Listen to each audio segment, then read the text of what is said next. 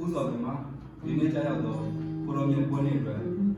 ကျွန်တော်တို့ဒေါမနီကန်မိသားစုမှာ Happy Feast Day ပါလို့ဆုမွန်ကောင်းနှုတ်ခွန်းဆက်ထားလိုက်ပါတယ်ကျွန်တော်တို့အနေနဲ့ဒီနေ့ကြာရောက်တော့ပွဲတော်အတွက်တခြင်းလေးတစ်ပုဒ်ပြင်ဆင်ထားပါတယ်တခြင်းလေးရဲ့နာမည်ကတော့အသက်မုန်းလို့အမည်ရှိပါတယ်ကျွန်တော်နဲ့အတူဆက်လက်နားဆင်ပေးကြပါအောင်